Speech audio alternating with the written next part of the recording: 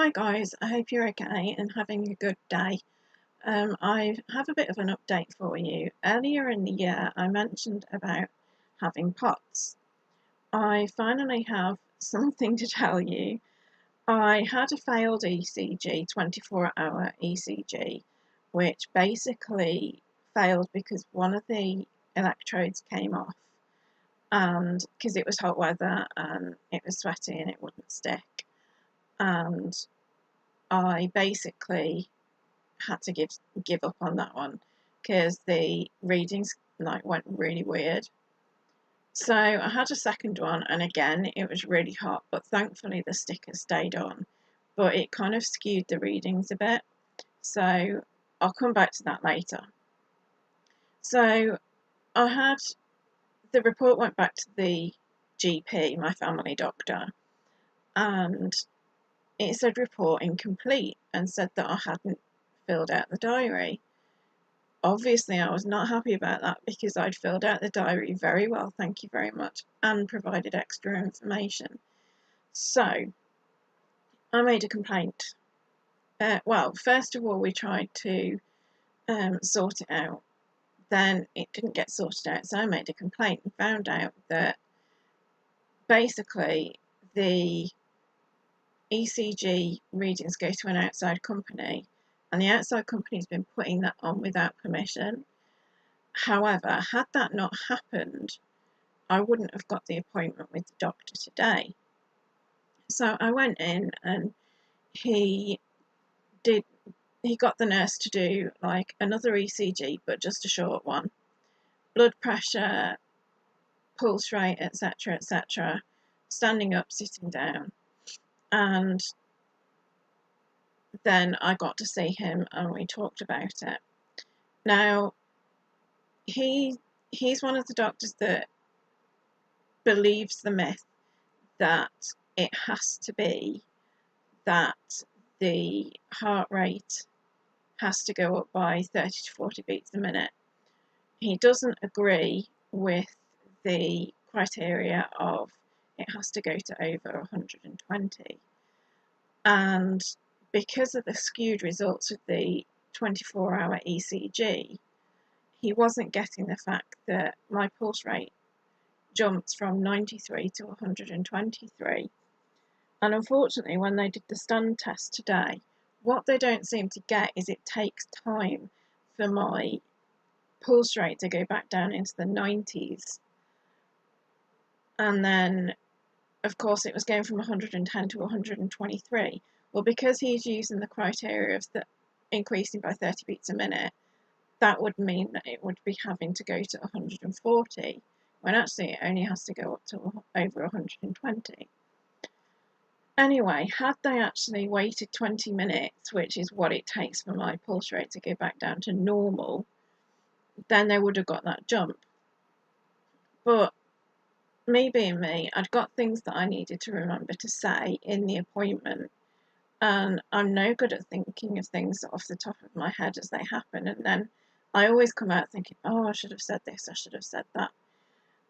But thankfully, what did help was the information that I sent in before with my 24-hour ECG. And that meant that I was able to highlight in the information that I given him, go through and highlight the symptoms that I experienced. And so he was able to see that because my memory was awful. Although I did manage the stuff that I remembered, I did manage to add to that list. So he got more of a picture, a bit more of a picture of what's going on. Now, the major thing that he does agree with me on is that it is worrying that in the evenings when I kind of settle down on the couch in front of the TV, and when I get up, I experience pre-syncope, which is like before fainting, and near fainting. Now, being a first stager, I know full well that if I go into the kitchen and just kind of put my arm onto the counter and just put my head down on my arm, then that will stave off the faint. I haven't fainted yet, but the fact that this has been getting worse is kind of worrying.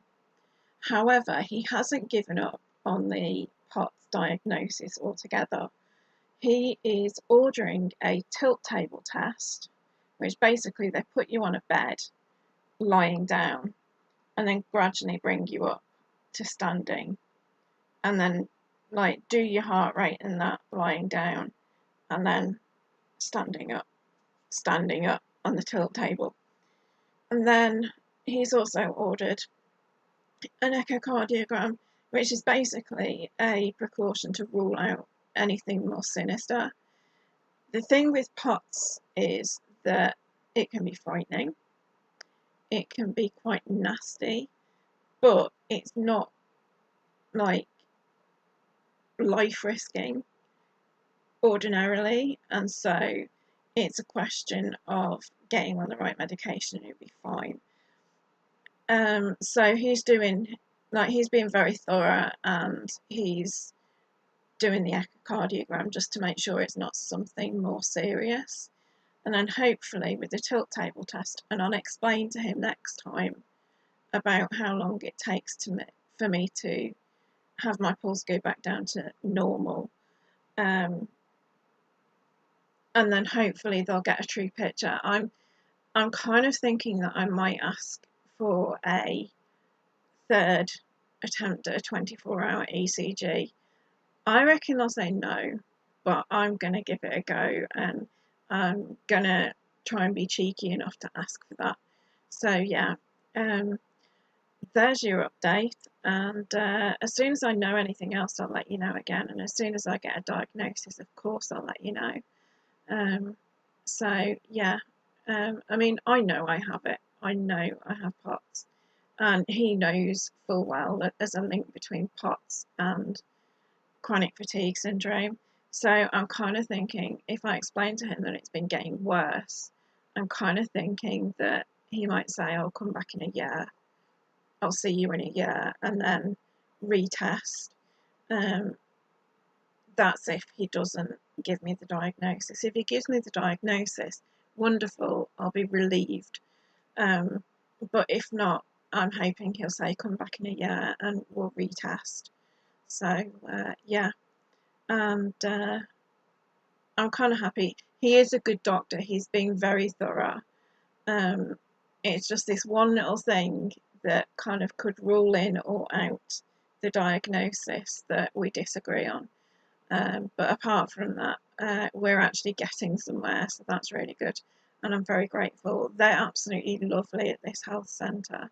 Unfortunately, I will have to go to a hospital for the tilt table test, but I'll be able to have the echocardiogram at this health centre, and I'll get to see this doctor again, hopefully. So yeah, thank you very much for listening, and I'll see you again tomorrow.